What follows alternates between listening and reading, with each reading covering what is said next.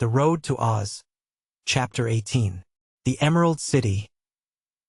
The others now came up, and the Tin Woodman greeted the lion and the tiger cordially. Button-Bright yelled with fear when Dorothy first took his hand and led him toward the great beasts. But the girl insisted they were kind and good, and so the boy mustered up courage enough to pat their heads. After they had spoken to him gently and he had looked into their intelligent eyes, his fear vanished entirely, and he was so delighted with the animals that he wanted to keep close to them and stroke their soft fur every minute. As for the Shaggy Man, he might have been afraid if he had met the beasts alone, or in any other country. But so many were the marvels in the land of Oz that he was no longer easily surprised, and Dorothy's friendship for the lion and tiger was enough to assure him they were safe companions. Toto barked at the cowardly lion in joyous greeting, for he knew the beast of old and loved him, and it was funny to see how gently the lion raised his huge paw to pat Toto's head. The little dog smelled of the tiger's nose, and the tiger politely shook paws with him, so they were quite likely to become firm friends. Tik-Tok and Billina knew the beasts well, so merely bade them good day and asked after their healths and inquired about the Princess Ozma. Now it was seen that the cowardly lion and the hungry tiger were drawing behind them a splendid golden chariot, to which they were harnessed by golden cords. The body of the chariot was decorated on the outside with designs and clusters of sparkling emeralds, while inside it was lined with a green and gold satin, and the cushions of the seats were of green plush embroidered in gold with a crown, underneath which was a monogram. "Why, it's Ozma's own royal chariot!" exclaimed Dorothy. "Yes," said the cowardly lion. "Ozma sent us to meet you here, for she feared you would be weary with your long walk and she wished you to enter the city in a style becoming your exalted rank." "What?" cried Polly, looking at Dorothy curiously. "Do you belong to the nobility?" "Just in Oz I do," said the child. "'Cause Ozma made me a princess, you know. But when I'm home in Kansas I'm only a country girl, and have to help with the churning and wipe the dishes while Aunt Em washes them." "Do you have to help wash dishes on the Rainbow, Polly?" "No, dear," answered Polychrome, smiling. "Well, I don't have to work any in Oz either," said Dorothy. "It's kind of fun to be a princess once in a while. Don't you think so?" "Dorothy and Polychrome and Button-Bright are all to ride in the chariot," said the lion. "So get in, my dears, and be careful not to mar the gold or put your dusty feet on the embroidery."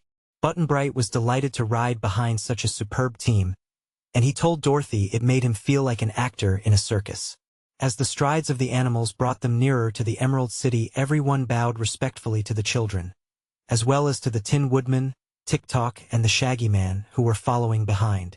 The yellow hen had perched upon the back of the chariot, where she could tell Dorothy more about her wonderful chickens as they rode. And so the grand chariot came finally to the high wall surrounding the city, and paused before the magnificent jewel-studded gates. These were opened by a cheerful-looking little man who wore green spectacles over his eyes. Dorothy introduced him to her friends as the guardian of the gates, and they noticed a big bunch of keys suspended on the golden chain that hung around his neck. The chariot passed through the outer gates into a fine arched chamber built in the thick wall, and through the inner gates into the streets of the Emerald City. Polychrome exclaimed in rapture at the wondrous beauty that met her eyes on every side as they rode through this stately and imposing city, the equal of which has never been discovered, even in fairyland. Button-Bright could only say, "My!" So amazing was the sight, but his eyes were wide open and he tried to look in every direction at the same time, so as not to miss anything.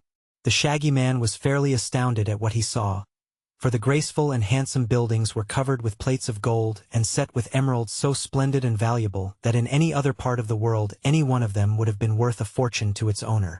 The sidewalks were superb marble slabs polished as smooth as glass, and the curbs that separated the walks from the broad street were also set thick with clustered emeralds. There were many people on these walks, men, women, and children, all dressed in handsome garments of silk or satin or velvet, with beautiful jewels. Better even than this, all seemed happy and contented, for their faces were smiling and free from care, and music and laughter might be heard on every side. "Don't they work at all?" asked the Shaggy Man. "To be sure they work," replied the Tin Woodman. "This fair city could not be built or cared for without labor, nor could the fruit and vegetables and other food be provided for the inhabitants to eat. But no one works more than half his time, and the people of Oz enjoy their labors as much as they do their play. It's wonderful, declared the Shaggy Man. I do hope Ozma will let me live here. The chariot, winding through many charming streets, paused before a building so vast and noble and elegant that even Button-Bright guessed at once that it was the royal palace. Its gardens and ample grounds were surrounded by a separate wall, not so high or thick as the wall around the city, but more daintily designed and built all of green marble. The gates flew open as the chariot appeared before them, and the cowardly lion and hungry tiger trotted up a jeweled driveway to the front door of the palace and stopped short. "Here we are," said Dorothy, gaily, and helped Button-Bright from the chariot. Polychrome leaped out lightly after them, and they were greeted by a crowd of gorgeously dressed servants who bowed low as the visitors mounted the marble steps. At their head was a pretty little maid with dark hair and eyes, dressed all in green embroidered with silver. Dorothy ran up to her with evident pleasure, and exclaimed, "Oh, Jellia Jam, I'm so glad to see you again. Where's Ozma?"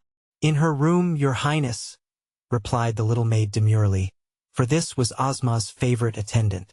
"She wishes you to come to her as soon as you have rested and changed your dress, Princess Dorothy. And you and your friends are to dine with her this evening." "When is her birthday, Jellia?" asked the girl. "Day after tomorrow, Your Highness." "And where's the Scarecrow?" "He's gone into the Munchkin country to get some fresh straw to stuff himself with, in honor of Ozma's celebration," replied the maid. "He returns to the Emerald City tomorrow," he said. By this time Tick-Tock, the Tin Woodman, and the Shaggy Man had arrived and the chariot had gone around to the back of the palace, Billina going with the lion and tiger to see her chickens after her absence from them. But Toto stayed close beside Dorothy. "Come in, please," said Jellia Jam. "It shall be our pleasant duty to escort all of you to the rooms prepared for your use." The Shaggy Man hesitated. Dorothy had never known him to be ashamed of his shaggy looks before, but now that he was surrounded by so much magnificence and splendor, the Shaggy Man felt sadly out of place. Dorothy assured him that all her friends were welcome at Ozma's palace. So he carefully dusted his shaggy shoes with his shaggy handkerchief and entered the grand hall after the others. Tick-Tock lived at the royal palace, and the Tin Woodman always had the same room whenever he visited Ozma. So these two went at once to remove the dust of the journey from their shining bodies. Dorothy also had a pretty suite of rooms which she always occupied when in the Emerald City, but several servants walked ahead politely to show the way, although she was quite sure she could find the rooms herself. She took Button-Bright with her because he seemed too small to be left alone in such a big palace. But Jellia Jam herself ushered the beautiful daughter of the rainbow to her apartments, because it was easy to see that Polychrome was used to splendid palaces and was therefore entitled to a special attention.